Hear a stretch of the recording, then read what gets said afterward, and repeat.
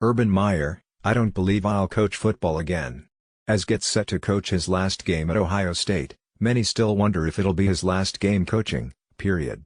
In fact, arguably the most noteworthy moment of the early December press conference announcing another retirement came when Meyer was asked if he's finished coaching. Meyer said, although he later added, when asked about his future in the profession, I believe I will not coach again.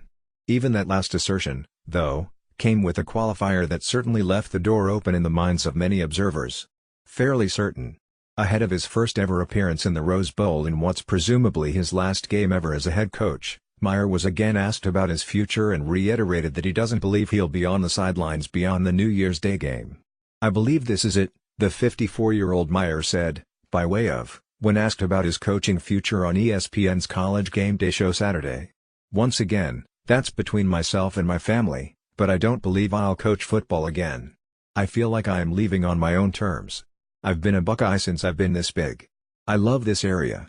My dream was to hand it off to someone who I think is not only great but I think he'll make us stronger. When he, twice, while at Florida, were cited as part of the reasoning behind Meyer's departure. Fast forward nearly a decade, and health issues were again cited when the Ohio State head coach. For years, Meyer has dealt with that puts and sometimes during the Indiana game earlier this season.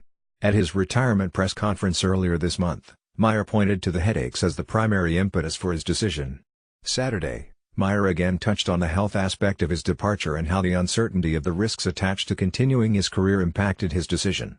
I've dealt with some significant issues this year, really since 2014, Meyer said.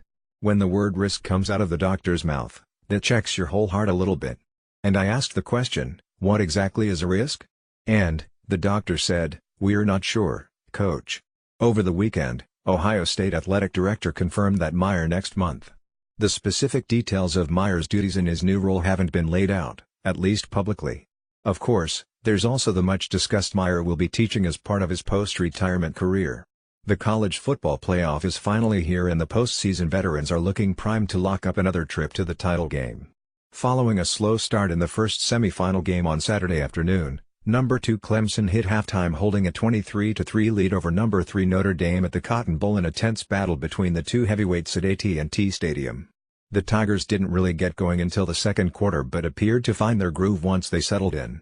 Quarterback looked nothing like a true freshman on the big stage, throwing for 264 yards and 2 touchdowns while also proving to be quite the threat as a runner with 13 yards on the ground and a handful of key first down pickups. Fellow true freshman was also big early on and wound up with 137 yards and 2 trips to the end zone. If there was any area of concern it might be that tailback only had 19 yards rushing but CU will certainly take that with the lead they have in the locker room. As for Notre Dame, only having 3 points hid the fact that their offense was able to move the ball for stretches. QB threw for 107 yards despite heavy pressure and was up to 38 total yards after getting involved both rushing and catching the ball. Still, things slowed down considerably for the group after the clock flipped over to the second quarter after a decent debut. One other storyline to keep an eye on? The Irish defense losing a number of starters in the first half. Cornerback missed most of the second quarter for unspecified reasons and could be seen in the injury tent and riding the stationary bike on the sideline.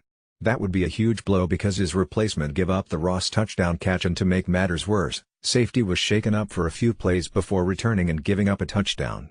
Defensive end missed time as well.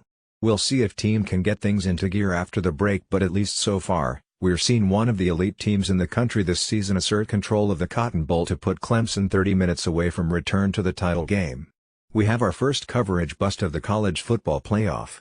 Thankfully for a few folks, it resulted in a unique touchdown instead of 7 points. Prior to this afternoon's Cotton Bowl between number 2 Clemson and number 3 Notre Dame, a pregame stunt utilizing a bald eagle prior to the national anthem went a bit haywire as the bird flew around AT&T Stadium but instead of returning to its handlers, wound up landing on an Irish fan's arm in the stands. We'll find out soon whether the eagle landing on a Notre Dame fan is lucky or not for the Irish soon enough as the first of the semi-final games gets underway from North Texas. The Chick-fil-A Peach Bowl was supposed to be a bit of a defensive battle between number 10 Florida, 10-3, and number 7 Michigan, 10-3, but the Gators queued up some big offensive plays in crucial situations to break the game wide open in their favor.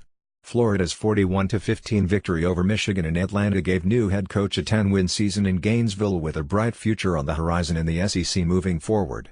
The reality of the outcome probably sunk in on the Michigan sideline when opted to punt the ball back to Florida from the Michigan 43-yard line with 7:20 to play in the game with Michigan trailing 34-13. The game had already gone off the rails for Michigan. Playing without some key players hurt Michigan's chances, but the game was there for the taking entering the second half as Florida led just 13-10 at the time. But the second half started on the wrong foot for the Wolverines. An interception deep down the field was returned 53 yards to the Michigan 44-yard line, and 6 plays later the Gators were in the end zone with a touchdown pass too. Michigan went back 5 yards on the ensuing possession, and Florida put together a 63-yard touchdown drive keyed by a 30-yard run by Jordan Scarlett to put the Gators on the doorstep. After Michigan responded with a field goal to cut the deficit to 27-13, Florida responded when it looked like the Michigan defense picked up a big stop. On 3rd and 20 from the Florida 47-yard line, Perrinet took off running right up the middle of the Michigan defense and dashed 53 yards for a crushing touchdown. Michigan's defense may have been short-handed, but one of the best defenses in the nation certainly ended the year on a disappointing note. After giving up 62 points to Ohio State in the regular season finale, the Wolverine defense gave up 34 points. Florida scored a defensive touchdown in the fourth quarter to add to the final score. Michigan allowed 103 points in last 2 games versus Ohio State and Florida after allowing 102 points in first 8 Big Ten games. Brett McMurphy, at Brett_McMurphy, for Mullen, this marks his first 10-win season as a head coach since winning 10 games with Mississippi State in 2014. This is just the second 10-win season for Mullen, who improved his bowl record to a career mark of 6-2. He has now coached 3 straight bowl wins between his time at Mississippi State and now at Florida. Mullen left the Bulldogs prior to their bowl game last season. Harbaugh has now lost 3 consecutive bowl games and is 1-3 in bowl games at Michigan, 2-4 overall in bowl games. The last head coach at Michigan to lose 3 straight bowl games was Lloyd Carr, who lost 4 straight, although 3 of those bowl games were in the Rose Bowl. Momentum from a bowl result may be overblown, but it should be easy to feel good about Florida moving on to 2019 based off the result of the Peach Bowl. For Michigan, there are just as many concerns and questions about taking the next step as there were after their regular season loss at Ohio State. This result may not add much more that wasn't already there to stew on in Ann Arbor. Motivation is a big talking point when it comes to mid and lower tier bowl games. Which team is happy to be there? Which team isn't? Who wants it more? Safe to say that Virginia was properly motivated to secure their first postseason victory since 2005 on Saturday afternoon, controlling the Belk Bowl from start to finish in every phase to beat South Carolina 28-0. Leading the way for the Hoos was their terrific QB/WR combo of and. The former threw for 208 yards and a trio of touchdowns passes while scrambling for another 81 yards on the ground, moving the chains quite a bit on 3rd down to help the team dominate time of possession and more on the stat sheet. Playing in his final game with the program, Zachos was not surprisingly the top target for many of those Perkins passes as he recorded 12 catches for an even 100 yards and all 3 of the touchdowns through the air. Was also impressive running the ball, gashing an SEC defense to the tune of 106 yards and a score. Playing without star playmaker, South Carolina simply couldn't get any consistency going on offense and failed to keep pace with their opponent. Signal caller was rattled constantly and completed just 17 passes for 218 yards with a pair of interceptions. Had a nice game with 76 yards receiving, but the Gamecocks were forced to be one-dimensional most of the day as managed only 21 yards rushing and the team converted on 3rd down just twice. The end result drops squad to 7-6 on the year and caps off a disappointing final stretch that saw South Carolina lose 3 of their final 5 games, including an 0-3 mark against Power 5 opponents in that span.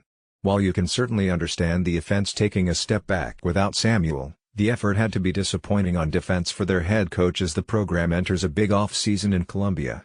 The convincing victory by the Cavaliers, meanwhile, gives UVA an 8th win for the first time since 2011 and completes an impressive turnaround in Charlottesville ever since was brought over from BYU.